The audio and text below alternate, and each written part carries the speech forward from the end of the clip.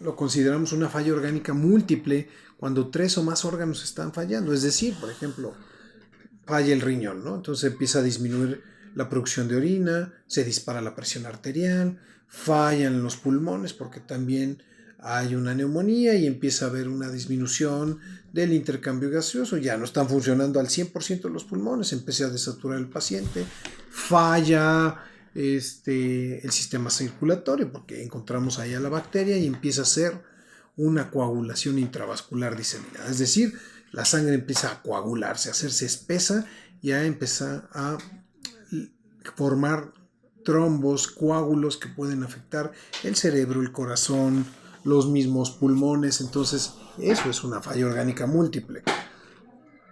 Es un estado pre-mortem, es un estado muy grave, muy delicado. Los pacientes que presentan esto realmente están pendiendo de un hilo su vida, ¿ok? No es lo mismo tratar a un paciente que tiene solo una neumonía, que tiene solo un problema gastrointestinal o que tiene solo un problema hemático, solo un órgano está afectado, solo una infección renal. Cuando ya el problema se vuelve orgánico, una multifalla orgánica, entonces los pacientes están más que graves, sumamente graves y delicados. Entonces, hagan de cuenta que la bronquiolitis es la inflamación de los bronquios terminales que se encargan de llevar ese oxígeno al aire exterior hacia los pulmones para generar el intercambio gaseoso.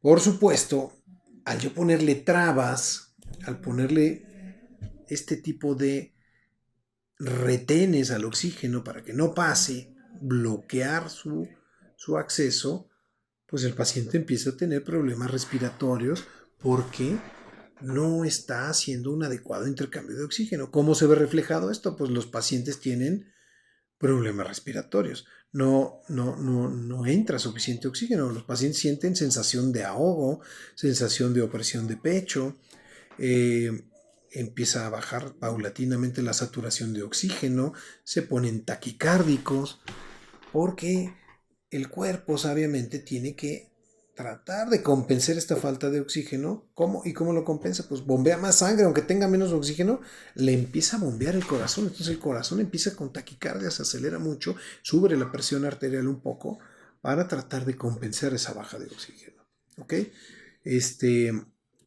Los bronquios finalmente están inflamados. ¿Por qué se inflamaron esos bronquios?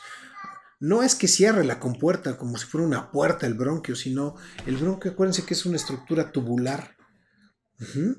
Y este tubo se va haciendo chiquito, se va cerrando, se va cerrando, se va cerrando, se va cerrando. ¿Cuántos tubos o cuántas ramificaciones tiene? Se han contado. De la punta de la garganta hasta la punta del bronquio, donde se hace el intercambio gaseoso, aproximadamente entre 17 y 23 ramificaciones, ¿sí?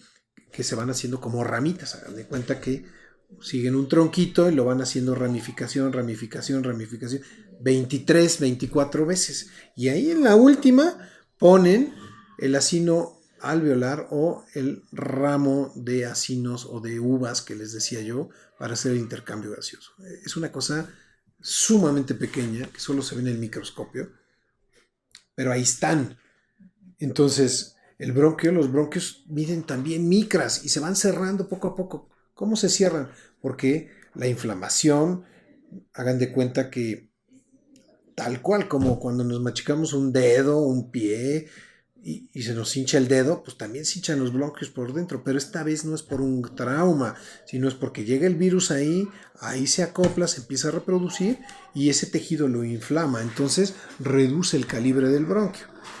De esta manera, los pacientes empiezan a tener estos síntomas de dificultad respiratoria, de baja saturación de oxígeno, de sensación de ahogo, falta de aire o presión de pecho.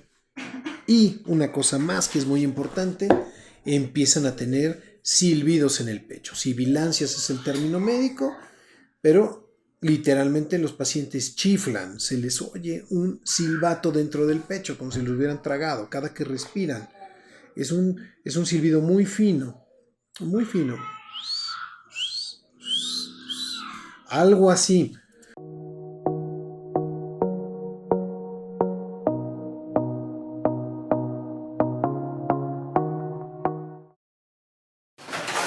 Hola amigos, ¿cómo están? Muy buenas tardes, bienvenidos al programa Escucha tu Salud con el Dr. Jaime del Río.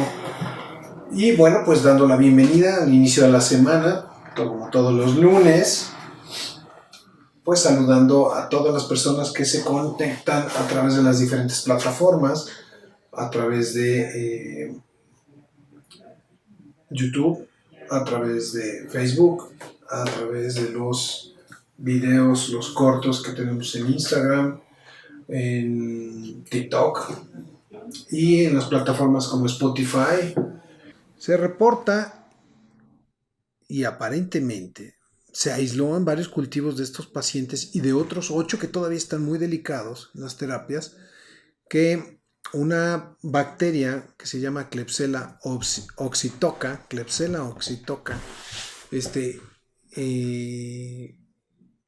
estaba en la sangre de estos pequeños, ¿no?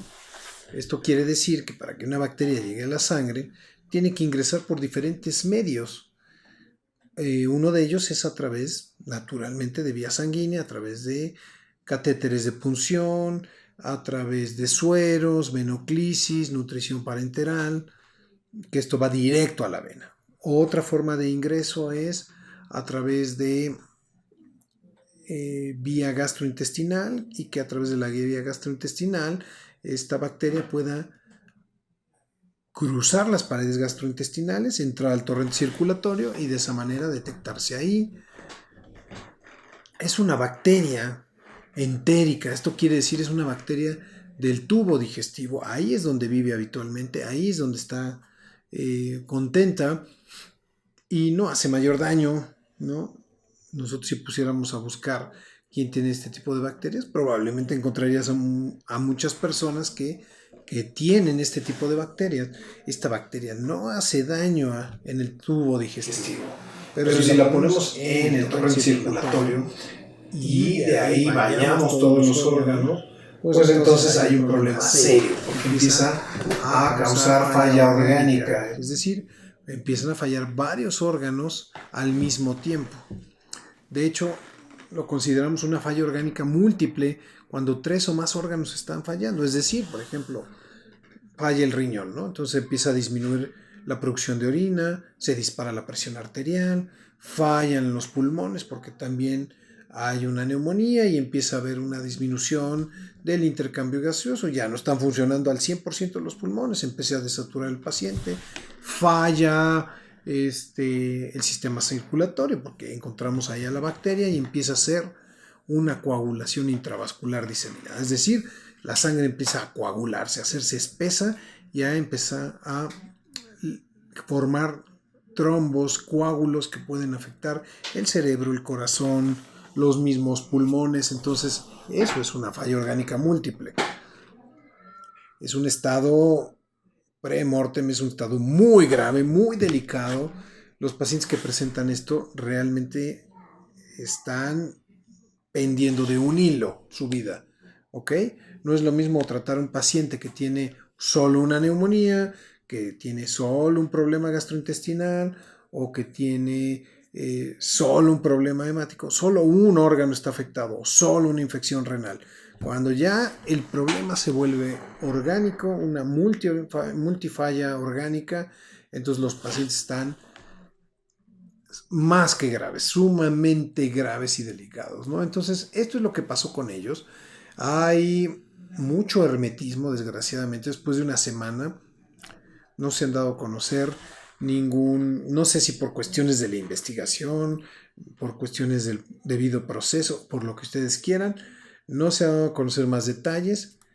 Se rumora, se presume que a través de la nutrición parenteral, estos chiquitos fue que se inoculó esta bacteria en el torrente circulatorio. ¿Qué tienen en común estos pequeñitos? Son recién nacidos, ok. Muchos de ellos, o todos prácticamente, Son chiquitos de pretérmino, de bajo peso al nacer, que requieren cuidados especiales, están en las unidades de cuidados especiales, además requieren nutrición parenteral. ¿Esto qué quiere decir? Que ellos mismos no son capaces de alimentarse por sí solos, a través de la boca, ¿sí? Son tan inmaduros, tan delicados, que su intestino no tolera ningún tipo de alimento, no tolera la leche. Entonces es imposible alimentarlos de esta forma porque ellos presentarían otro tipo de complicaciones como diarreas, como deshidratación, como sangrado de tubo digestivo, rotación o malrotación intestinal, una serie de complicaciones que, si no respetamos el debido proceso y el tiempo que lleva el intestino en madurar, en activarse, pues entonces estamos generando un daño mayor. Entonces, eso es lo que tienen en común los pacientes, tienen nutriciones parenterales. ¿Qué es la nutrición parenteral? Es un tipo de alimentación que se utilizan en pacientes hospitalizados, sobre todo aquellos que van a estar por periodos prolongados, sin recibir alimentación por vía enteral, o sea, por la boca, o por sonda, pero a través naturalmente del tracto digestivo, y que lo que hacemos es que estamos administrando una solución rica en aminoácidos, rica en carbohidratos, rica en grasas y en oligoelementos, o sea, nutrientes como vitaminas, como minerales, como algunas otras sales que necesitamos para que el perfecto funcionamiento de nuestro organismo. Entonces, todo eso tiene la nutrición parenteral. La desventaja que tiene la nutrición parenteral es que se tiene que conectar a las venas y ahí tiene que durar y estar el catéter. Más o menos una bolsa de nutrición parenteral en un paciente pediátrico, no estoy hablando de los neonatos, estoy hablando de un niño promedio de 8 o 10 años, se puede tardar un par de horas en pasar la bolsa, ¿sí? Porque además también hay que calcularle el volumen de líquidos que el paciente va a recibir, porque no lo estamos alimentando, entonces tenemos que complementar una parte con la nutrición parenteral y otra parte con el suero, para que el paciente reciba todos los líquidos que le corresponden. Entonces, en resumidas cuentas, y hasta ahorita lo que sabemos, que todos estos chicos eran recién nacidos con problemas, con patologías que requerían estar en un servicio hospitalario, ya sea en terapia intermedia o terapia intensiva, que iban a estar en ayuno por periodos prolongados, que recibieron nutrición parenteral y que finalmente llegó esta bacteria y se aprovechó de su mal estado de salud, podríamos decir, su estado delicado de salud, ya sea por el peso, ya sea porque sean prematuros. Recuerden que los niños en esta edad pues, son sumamente delicados, sumamente un blanco fácil para cualquier tipo de infección, bicho, bacteria o lo que sea. Y entonces, pues sí, los pacientes no tuvieron la capacidad de defenderse, a lo mejor de una bacteria que no era un monstruo o un dinosaurio, como coloquialmente les llamamos, en el sentido de que tuvieran una virulencia muy fuerte, ¿sí? Que fueran bacterias muy invasivas, muy poderosas, muy tóxicas, ¿no? No, nada de eso, pero no les alcanzó. Entonces, fue la desgracia de lo que está pasando y lo único que sabemos es esta información que se ha filtrado.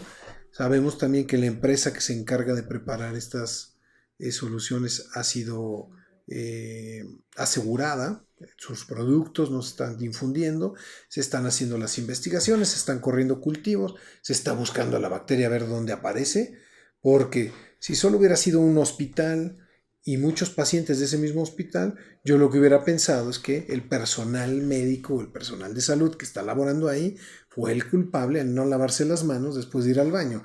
Pero como se repite en 4 hospitales, en una misma localidad o jurisdicción médica, y con estos antecedentes de estos pacientes, entonces el problema está mucho más arriba en el suministro. En el suministro puede ser de las nutriciones, puede ser de los sueros, puede ser de otra cosa que esté en contacto con la sangre de los pacientes. Entonces, no se me no caigan en este nerviosismo. No es una bacteria que está circulando, no es una bacteria que está en el aire y que nos va a infectar, no se parece al COVID, no se parece a la influenza, nada que ver con eso, no nos va a dar, no nos va a pasar nada, porque sí he recibido algunos pacientes y han formulado esa pregunta donde externan su preocupación sobre el qué va a pasar con esta bacteria, si a ellos también nos puede afectar, ¿no? Y la respuesta es no, no afecta a nadie más, solo a estos pacientes desgraciadamente y en estas circunstancias.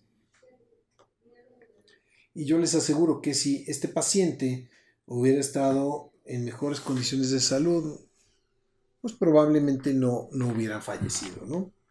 Eh, Esto, por supuesto, no es un, no es un consuelo y no desmerita la gravedad del caso, ¿no? O sea, porque no puede haber este tipo de productos que supuestamente son estériles, listos para infundirse y que estén matando gente, ¿no?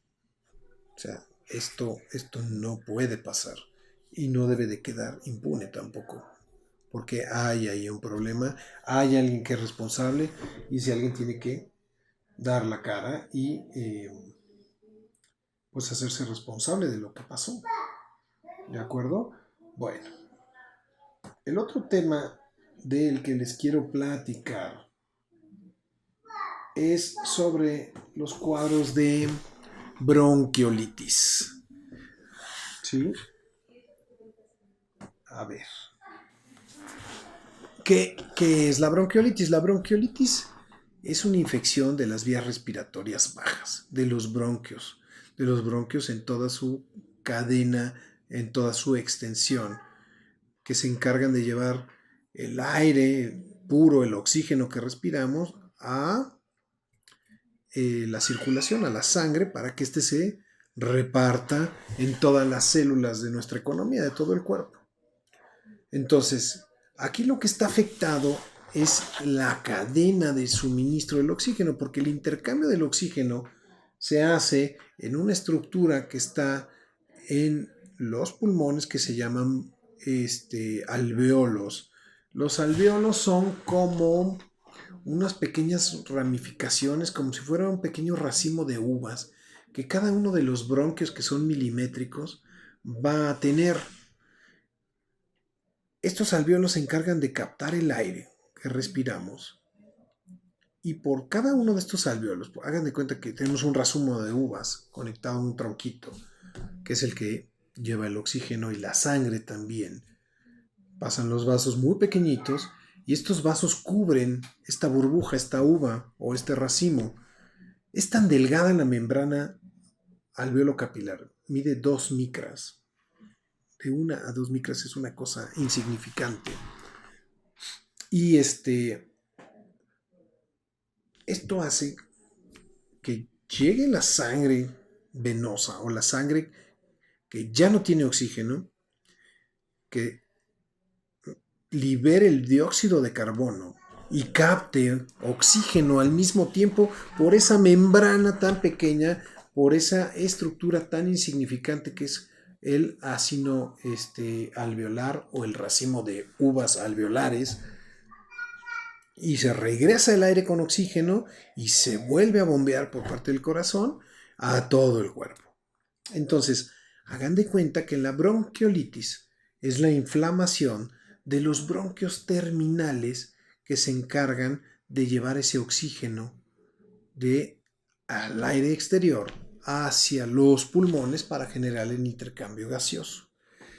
Por supuesto, al yo ponerle trabas, al ponerle este tipo de retenes al oxígeno para que no pase, bloquear su acceso, pues el paciente empieza a tener problemas respiratorios porque no está haciendo un adecuado intercambio de oxígeno. ¿Cómo se ve reflejado esto? Pues los pacientes tienen problemas respiratorios. No entra suficiente oxígeno. Los pacientes sienten sensación de ahogo, sensación de opresión de pecho, empieza a bajar paulatinamente la saturación de oxígeno, se ponen taquicárdicos, porque el cuerpo sabiamente tiene que tratar de compensar esta falta de oxígeno. ¿Cómo? ¿Y cómo lo compensa? Pues bombea más sangre, aunque tenga menos oxígeno, le empieza a bombear el corazón. Entonces el corazón empieza con taquicardia, se acelera mucho, sube la presión arterial un poco para tratar de compensar esa baja de oxígeno.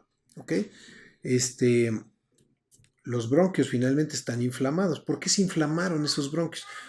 No es que cierre la compuerta como si fuera una puerta el bronquio, sino el bronquio, acuérdense que es una estructura tubular. Uh-huh.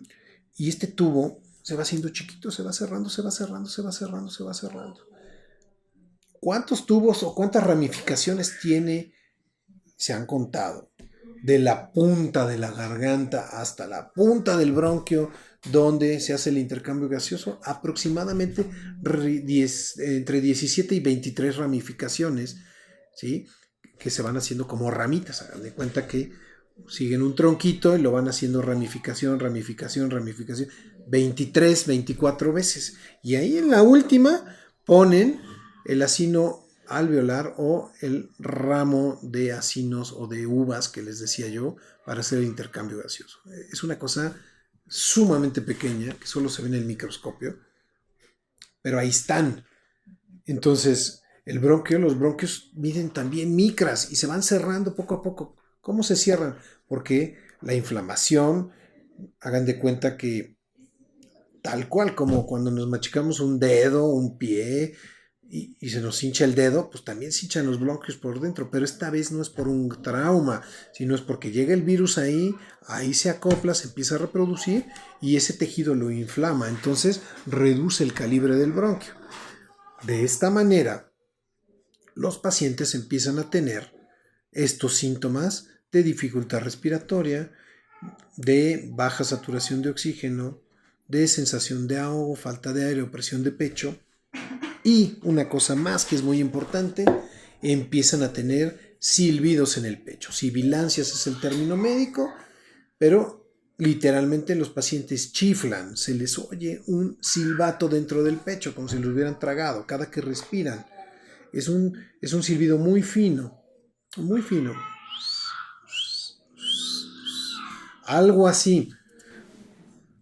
¿Y a qué se debe? Pues hagan el experimento. Ustedes agarren una botella de cualquier refresco, agua o PET o lo que sea.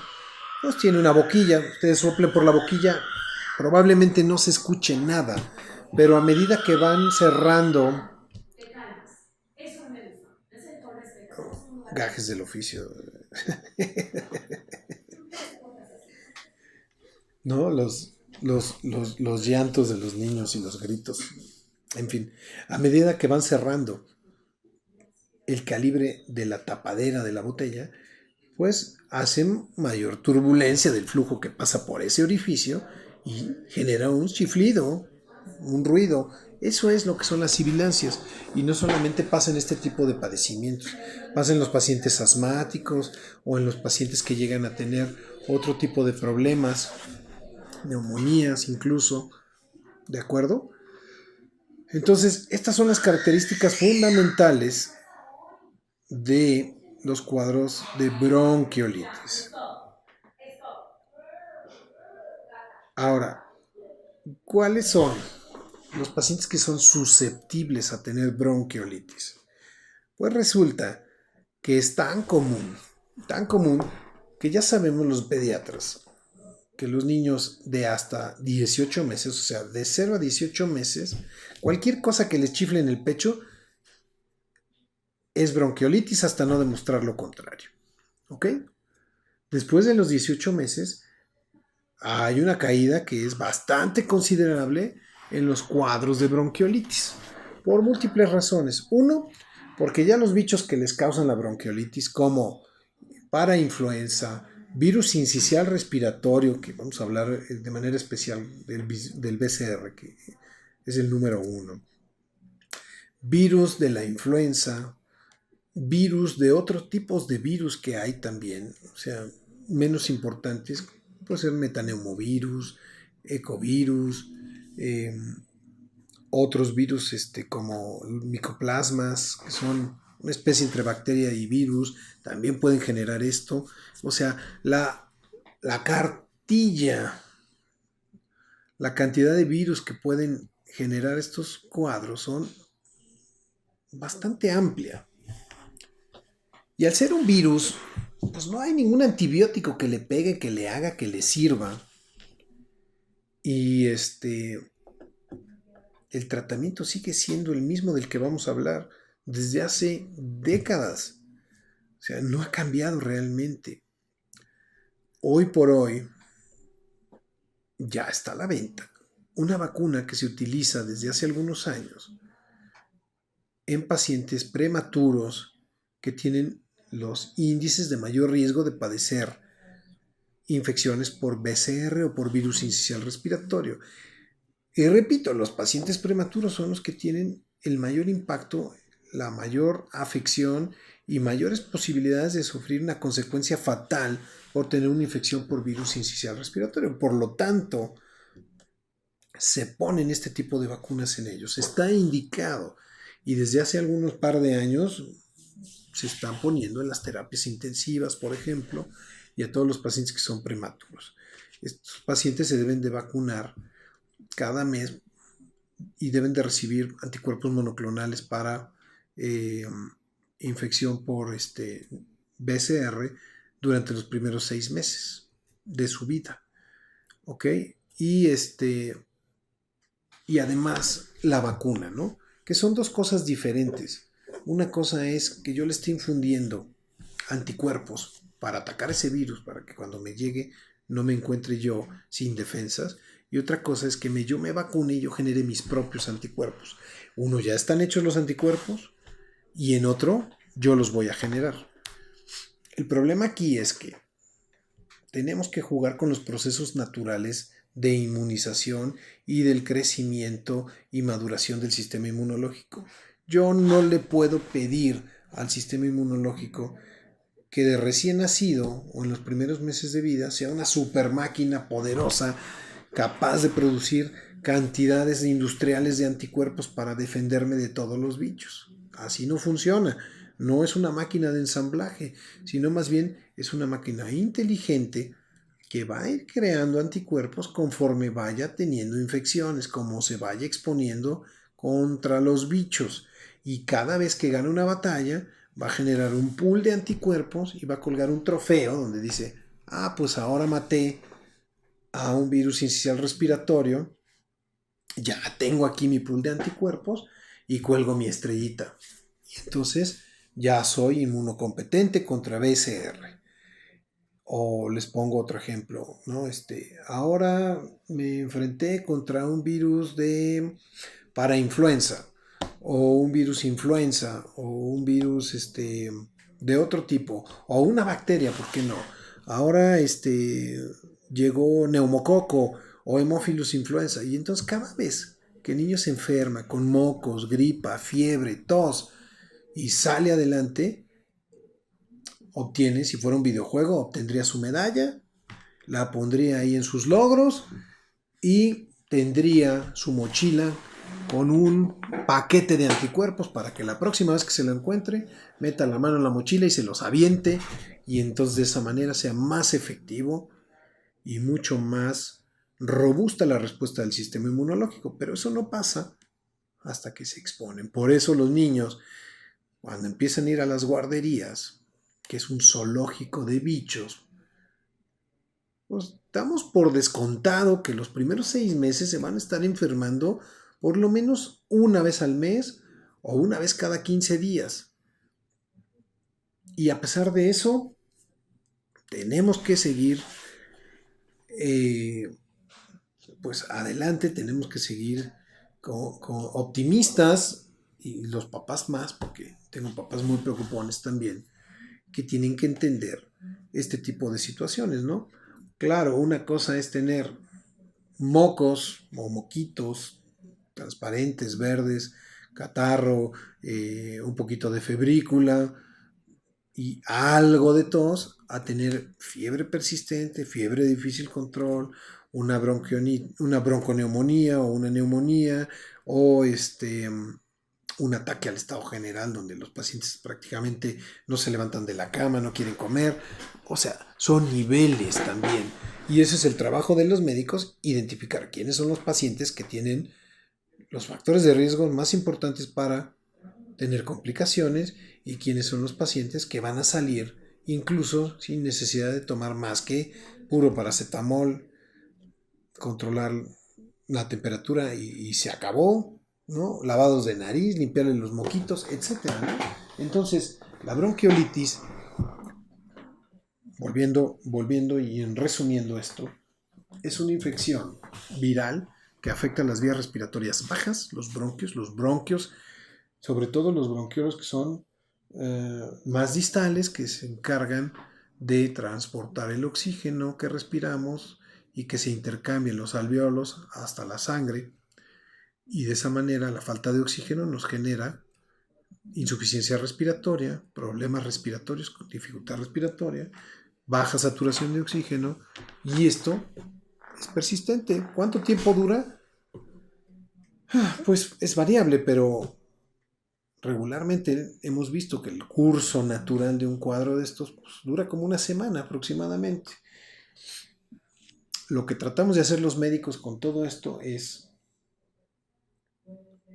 dar los cuidados necesarios para que el paciente no se complique, no se sobreinfecte, porque es muy común que llegue otro bicho y dice, este está muy debilillo, se está defendiendo del virus incisional respiratorio, voy sobre él, ¿no? Y entonces ahora sí tengo una bacteria que me va a dar una infección mucho más grave porque me va a agarrar con las defensas bajas. U otro virus. La coexistencia de 2 o 3 virus no es rara. En un mismo paciente puede haber 2, 3, 4 virus que le estén causando problemas. Por lo mismo. ¿Ok? Entonces, ese es el punto fundamental de los pacientes que tienen bronquiolitis, ¿no? Entonces, los médicos vamos a cuidar que no se compliquen, que tengan una buena evolución, asegurar que tengan un adecuado intercambio de oxígeno, que no baje su saturación, que la pasen en las mejores condiciones y que por supuesto se recuperen al 100. Porque después la recuperación es siempre más lenta. Les queda algo de tos, les dura algunos días o algunas semanas. Yo sé que el tema de el foco de contagio es muy preocupante para muchas mamás. Siempre preguntan, ¿puedo contagiar al hermano, al primo, al sobrino o a mí misma? La respuesta es que es igual de contagioso que cualquier otro virus, ¿no? O sea, como cualquier virus de la gripa, sí se pueden contagiar. Y aún contagiándose del mismo virus que a mi paciente le dio bronquiolitis, nada asegura que a mí me va a dar bronquiolitis, ¿no? Porque somos diferentes. Porque no es un virus que cause la bronquiolitis, o sea, no es un virus que necesariamente sí o sí me va a dar bronquiolitis cuando me infecte, ¿no? Me puede dar un catarro, un bilis vulgar, normal, sin fiebre, sin nada, solo mocos, y a lo mejor a mi compadre de enfrente le fue muy mal. Pero eso depende también de las características de cada persona. ¿De acuerdo? Bueno, déjenme les leo algunos comentarios. Dice, doctor, buenas tardes. Entonces no fue un error humano. Es pregunta. Doctor, buenas tardes. Entonces no fue un error humano. Claro que fue un error humano de alguien que presumiblemente preparó las nutriciones parenterales o alguien que manipuló las nutriciones parenterales ya una vez elaboradas o alguien en la cadena, en el transporte de las nutriciones. Algo falló ahí. Pero sí, necesariamente es un error humano.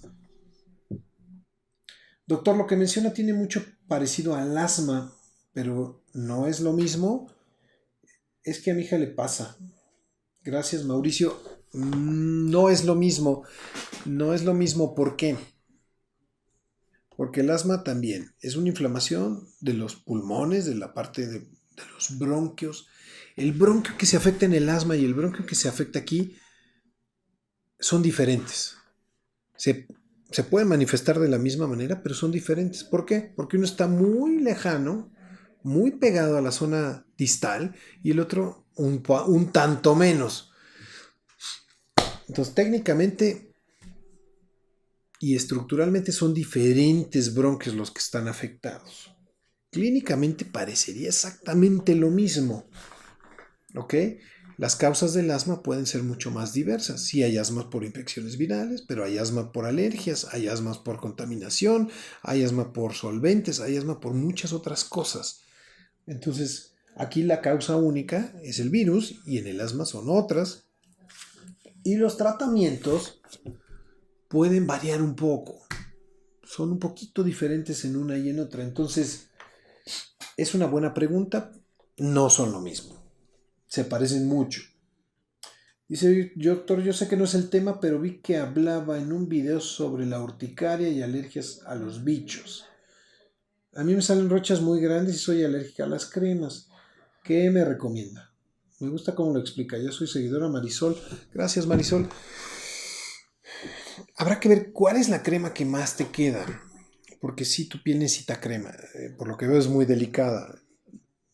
La crema, lo decía yo hace algunos programas, la crema esta Cold Cream de la crema Nivea, esa del tarro, que es la base de todas las cremas, que no tiene nada más que Cold Cream, que es un emoliente, quizás sea la crema que más toleres. Entonces intenta con eso. Y ya después ver si realmente son los bichos lo que son, te están desencadenando el cuadro para atacar el problema de la raíz. Desde la raíz. Doctor, la contaminación o una gripa mal curada, ¿eso puede ocasionar la bronquiolitis, Pamela? Gracias. Sin duda, la contaminación es un factor exacerbante, pero no es la causa. La causa es el virus. Dice, doctor, pues ¿cómo no nos vamos a preocupar? Mi hijo luego se pone hasta morado de lo mal que se ponía hasta que me dijeron lo que tenía. Qué buen programa, nos ayuda mucho a entender. Gracias, saludos, felicidades, Verónica. Gracias, Vero. No, por supuesto que hay que preocuparse, ¿no? Y por eso hay que acudir al médico. Lo que no está bien es preocuparse y no actuar o buscar una solución en las redes sociales. Ya ni siquiera digo en el internet, porque ahora con la inteligencia artificial, la verdad es que las respuestas que nos genera el chat GTP y otros modelos de inteligencia artificial son muy buenas. Pero hay que saber qué de eso que me está diciendo se aplica a mi caso. Entonces, pero si ustedes se ponen a buscar en el Facebook o en el Instagram, pues naturalmente ahí no van a encontrar información de calidad, ¿no? Salvo sus raras excepciones, como es el caso del programa Escucha tu Salud. Ok. Dice, doctor, ¿podría hablar sobre la dermatitis? Es que en esta época del frío mi piel se pone llena de ronchas y a veces ni la crema me ayuda. Muchas gracias, excelente programa, Jimena. Muchas gracias, Jimena. Sí, el tema es que el frío seca la piel y ahorita hay un problema, pues hace más frío que de costumbre, más que en todos los inviernos. Y bueno, la piel está sufriendo. Primera recomendación, hay que usar cantidades importantes de crema, muchas veces al día, cold cream, cold cream, cold cream, o la crema que habitualmente tu piel tolera. Evitar las cremas con perfumes, lociones, colores, cítricos y granos como avena o muchas cosas que le ponen que a lo mejor nos irritan más la piel. ¿Cuál es la diferencia entre bronquitis y bronquiolitis? Suena muy parecido. Ya soy fan. Saludos desde Monterrey. Lo escuchamos en la oficina. Patricia. Gracias, Patricia. Bueno, sí se parece, ¿no? Bronquiolitis y bronquitis. Igual. El segmento que está afectado es diferente y a lo mejor serán algunos centímetros del bronquio que está afectado. Porque miren, el bronquio se puede afectar en la parte interna y generar un edema de la mucosa del bronquio, o sea, adentro del tubo. O se puede afectar en la parte que rodea el tubo, que es un edema intersticial, que es un edema que está alrededor del tubo, o se pueden afectar las dos. Entonces, estas diferencias técnicas hacen la diferencia, hacen que uno se llame bronquitis, bronquiolitis o broncoespasmo, ¿no? Ya se las puse más difícil. ¿no? El broncoespasmo que ocurre en el asma generalmente es porque los músculos que cubren el bronquio, hagan de cuenta que el tubo que lleva el oxígeno, que se llama bronquio, está recubierto por una espiral de músculo, como si fuera un resorte. Pues ese músculo se cierra inmediatamente cuando tenemos un ataque de asma o un broncoespasmo, que son el broncoespasmo es un componente esencial en el asma. Entonces, ¡pum!, se cierra y entonces ahí el edema se tarda, ya sea adentro del tubo, intertubular o intersticial. Y entonces, ¡pum!, eso ocurre con las horas, después de mucho tiempo. Pero lo primero que pasa, ese primer espasmo, es muscular. Entonces, hay diferencias y naturalmente el único que puede saber y que está capacitado para saber cuál es el mejor tratamiento, dependiendo de esto, es el médico. Doctor, ¿cómo se contagia o por medio de qué y dura mucho? ¿Es necesario el antibiótico? Si se diagnostica y cómo se diagnostica. Gracias, me gusta cómo lo explica. Saludos, Cristina. Gracias, Cris. 1. No hay antibiótico. Es viral. 2. Solo se utilizaría antibiótico cuando, bajo 3 circunstancias, el paciente no mejora, recibiendo ya el tratamiento inicial, ¿no? Que es el aspirado de secreciones, nebulizaciones, algunos productos que me van a ayudar a mejorar la expectoración. Primer tratamiento. No mejora, el paciente empeora, aumenta la tos, me da fiebre. Entonces, eso ya no es una evolución normal. Seguramente ahí en ese paciente sí llegó una bacteria y lo sobreinfectó. Entonces, ellos sí requieren tratamiento, pero de primera instancia no. Dice, doctor, ¿qué órganos afectan la bronquiolitis si no se trata o se diagnostica adecuadamente? Gracias, ya lo sigo. Aide, gracias, Aide. Principalmente vías respiratorias, pulmones, vías respiratorias bajas. Eso es lo que afecta la bronquiolitis, ¿ok? El intercambio gaseoso, el intercambio de oxígeno con dióxido de carbono. Y si no recibimos oxígeno, ¿qué nos pasa? Pues nos estamos ahogando, ¿ok? Doctor, ¿a quién ataca o en qué época del año? Saludos, Georgina. Principalmente niños, pero también puede ser adultos mayores, los extremos de la vida. Acuérdense, son los más delicados. Niños y adultos mayores. ¿Ok? ¿En qué época del año? En esta época, otoño-invierno, en la época de frío. ¿De acuerdo? Es cuando el virus circula, cuando el virus se activa, cuando vive. Primavera y verano no le gusta el calor, se inactiva, se queda ahí, casi muerto, ¿no? No tiene actividad, se queda ahí en un estado inerte, pero puede revivir en estas épocas y ya nos ataca. ¿Ok? Excelente, pues les agradezco mucho su participación, su interés, sus preguntas, ¿sí? Me da mucho gusto estar aquí con ustedes y los voy a dejar, los voy a ver la próxima semana. Vamos a platicar de otro tema de interés en esta temporada. ¿Sí? Les deseo que el resto de la semana sean felices, que tengan excelentes fiestas, posadas, festivales, reuniones, ¿qué más? Piñatas, brindis. Vaya, es un mes muy ocupado, feliz, me atrevo a decir, aunque no para todos. Hoy estaba viendo una nota de la Gaceta de la UNAM que un porcentaje de la población, del 4 al 8%, padece de una cosa que llaman depresión decembrinas, ¿no? ¿Por qué? Por muchos motivos. Porque a lo mejor, no sé, voy a poner ejemplos a lo mejor muy tontos, ¿no? Una pérdida familiar muy importante en esta época, a lo mejor una ausencia de los padres en esta época, a lo mejor una situación económica muy apremiante en el pasado o en este momento que se recrudece y se ve más en esta época porque todo el mundo pues gasta y gasta y gasta y uno, pues, yo no puedo, ¿no? Ese tipo de situaciones. Recuerden que lo más importante es la salud. Recuerden que estando sano, estando completo, los problemas se resuelven, ¿no? No hay peor problema que no se pueda resolver, salvo perder la vida. ¿De acuerdo? Entonces, mientras tengan vida y salud, pues traten de ser felices. Les deseo lo mejor, les mando un abrazo con todo cariño y nos vemos la próxima. Hola amigos, ¿cómo están? Soy el Dr. Jaime del Río, soy alergólogo, pediatra y los invito al programa de Escucha tu Salud todos los lunes a las 2 de la tarde.